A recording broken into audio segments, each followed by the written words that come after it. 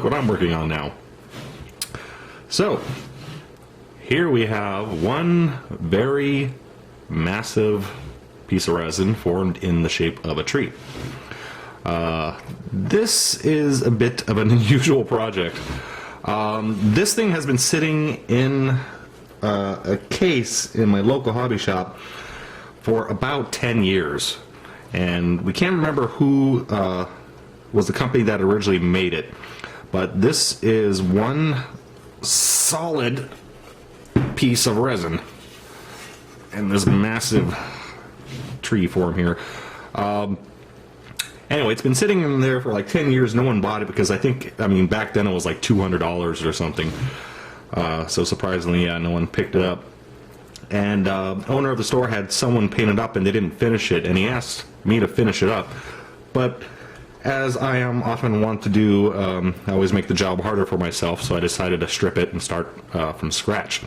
So I've been stripping the paint off this thing. Obviously I can't just put it in a jar with some super clean to get the paint off.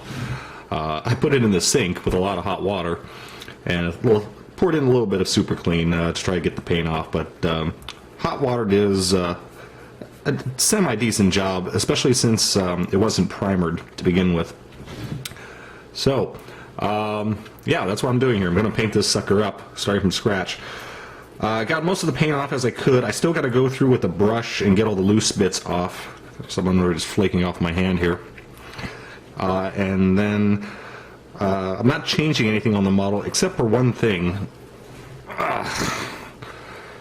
You got this huge tree, looks pretty decent, sort of evil looking, and they sculpted this moronic, stupid looking worm coming out of the mushroom here.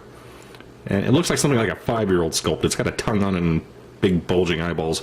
So I'm going to cut that thing off because I hate it. Here's the rest of the tree. Ooh, there's a seam line or paint. Oh, that's a seam line. Shoot, I have to clean that up too. So, yeah, that's the plan here. I got to scrape this off, and then luckily I still have some very cheap auto body black primer that I don't use for figures anymore, because it's going to take about a can to paint primer this thing up. And then from there, I'm going to airbrush the whole thing with a dark brown, and then we could start with a whole bunch of dry brushing. So here we are. It's all primered with black primer, and then I airbrushed a whole lot of craft paint, burnt umber, over everything. And the good thing about brown is it shades everything, so I don't have to go in and individually repaint everything. I'm just going to leave that brown as undercoat. Now I'm starting to paint the wood, obviously starting on the largest area, which is the wood.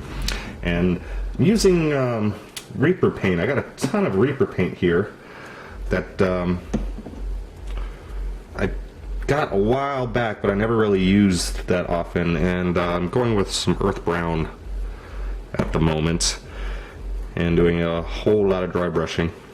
So I got a size 16 cheap craft brush here that you can see is well worn already, and you always want to use flat brushes whenever possible when dry brushing as opposed to using round brushes. So we got a towel here to wipe off the extra excess paint. Not too much since this is a really rough surface, but just, you know, so it's not dripping. And going through and dry brushing the heck out of this thing. There's two different ways to paint wood. You can go with browns, and or you can mix in some grays, because as wood dries out, it starts to turn gray. If you ever seen like a piece of wood in the desert, it doesn't even look brown anymore. It's like all gray. So for the second coat, I'm probably going to go a little bit towards the gray. Just give this big tree guy more well-worn look.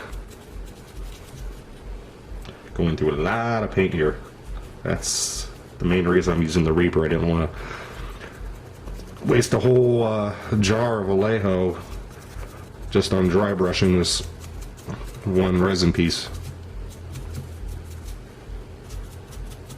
So now I switched to tan shadow and doing some more highlights. I know I just said I'm working my way up to gray, but I'm having second thoughts about that, mainly because in the set of Reaper paints I got, there is no gray, so I may just experiment and find a color that I like. Anyway, dry brushing, same as before. This time though, rather than against the grain, how you normally want to do dry brushing, I'm also going with the grain on some areas where I want a bit of highlight, because that will deposit more paint as opposed to going this direction. Going this way will leave more paint on the surface.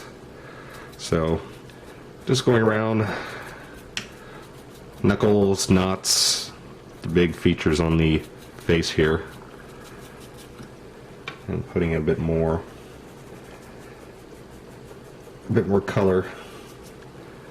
And then we'll do one more dry brushing highlight after this. I'm not sure what yet.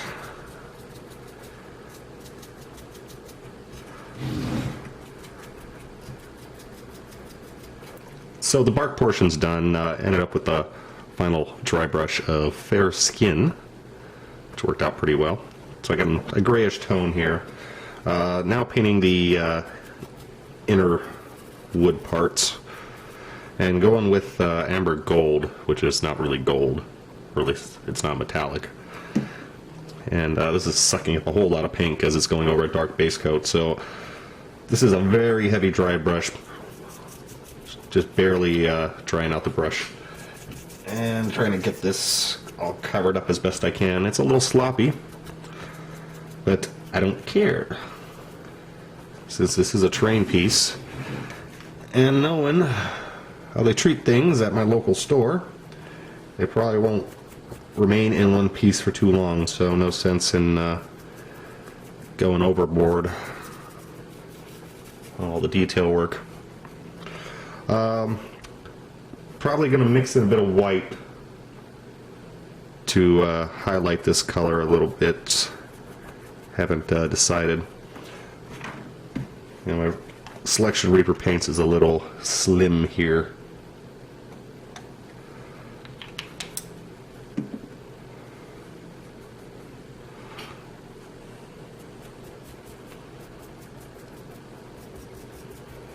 With the wood done, moving on to the rocks and trying some rainy gray, which at first I didn't want to use because it's a cold gray, meaning it has some blue in it. I wanted a warm gray that has brown, because when you got dirt and you got rocks, they tend to usually look better if they're brown to match in. But I figured I'd just try this, and actually I'm liking it because it makes the rocks stand out more against the wood. So again, rough dry brushing here, not filling it every nook and cranny, because I got the burnt umber original base coat underneath, and well, that still acts as a shade even though I'm using cold gray, so it doesn't stand out too bad. So once I'm done with this, you know, I was originally gonna pick out some rocks in different colors, some lighter gray and some colder gray, but I don't know, this don't look too bad right now. I think I'll keep it as is, which is a highlight of something. Probably gonna have to add some white, since this is like the only gray I had here in my Reaper box. And the other thing I'm going to paint are the eyes. I was originally going to paint those, well, I didn't know how I was going to paint them really, but I got the idea. I have to clean the eyes. I'll paint a bit better, clear those up. But if I paint them gray, what I'm thinking is, so they look like the same stones down here. Oop, I didn't wash this brush out, so I still got some of that wood color in here. But my idea was to paint them gray to match the rocks. So I don't know how to explain it. So maybe like the rocks got caught in the tree. Maybe it's not some sort of tree creature. Maybe it's just a really funny shaped tree. So rather than having rocks, I thought for eyes would be better than having like something else that obviously stands out, gemstones, or well, I wasn't going to go with real eyeballs, I'll tell you that much. But anyway, I think it's going to work. So this is what you call one of those happy accidents. I decided to paint the mushrooms just white and put spots on them, kind of Mario Brothers or your classic Games Workshop type red spots. And I was using this burgundy wine, and I put the spots on. I really didn't like it; they were too small, so I wiped them off. Planned to redo them, and I just wiped them off by wetting my brush and thinning out the paint, and then wiping it with my towel, and left a little bit of color on the shrooms, which I kind of like. So I went ahead and did with the rest. I will have to repaint the ones on the top though, because this paint wasn't totally cured yet, and I ended up wiping off most of the white paint along with the burgundy. But yeah, has a little bit of color to the shrooms. I like that. And now I'm going to go back and paint those spots in again, but I'm going to make them a lot larger rather than 30 spots on the shroom. It's just going to be maybe, I don't know, 7 or 8. So here we are. We got our fungi all painted. And final steps working on the grass here. The base, I am putting a massive amount of excuse me, static grass. Normally I wouldn't use static grass for this because, well, it's a little bit pricier than using flock. However, as I was cleaning up some of my supplies the other day, and I found a gigantic box of woodland scenic flock that I forgot I had. So it was more than a lifetime supply. So since I got it, and I didn't even know I had it in the first place, I decided to use it here. So this is just a very heavy layer of white glue. Actually, I need a little more here. Fairly thin with water, and getting good thick paste here. And then to sprinkle on and tap down the static grass. I got newspaper laid out because this stuff does go everywhere. So I don't want to make a mess. Or at least make it easier to clean up.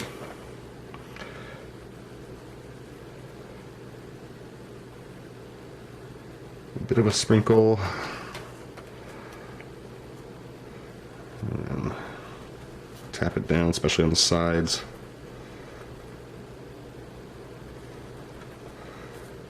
And this stuff will get knocked off if we use it, but I'm going to put a coat of varnish over this thing. Normally I put varnish on before putting the grass on, because there's always the worry that when you spray the varnish, some of the little strands of the grass will fly off and get stuck in your paint job and in the varnish. But I need the extra protection for this piece, so I'm doing it after. And one other thing I still haven't decided on doing or not, I'm not a huge fan of when they do like moss or grass and they put these like just very rough sculpted areas. You see it on figures all the time. It just looks stupid, I think. So I was planning on flocking all of that, and I just dry brushed it with a light green. I put it away already with something in the Reaper range in case the flock came off later, so it would still look a little bit green. But I don't know, I'm kind of liking how it looks just painted, even though it's roughly painted. So I haven't decided quite on that, what to do with that yet. You will probably find out what I'm doing in the next clip. So here we are. Here is the final product. Man, I didn't put a lot of effort into this, but it's completed, and it's one big honkin' painted piece of resin. I gotta say, it's the best $200 resin tree I've ever painted. Decided not to put a flock on these little crappy bushes, mold, fungi things here, just because I kind of like it without. I think I'll do a little bit of touching up actually here. There's a little pink here and there, and I'll probably go back a little more and touch up some of the fungus because I was planning on flocking it, so I wasn't that cautious about getting other paint splashed on it. But there you go. If you'd like to get one yourself, well, I think you're out of luck. But in case you do come across one and you need to know how to paint it, hey, I have you covered. So that's it. Normally I would put this on a little turntable and let it spin and play some music, but this thing will break my turntable, so instead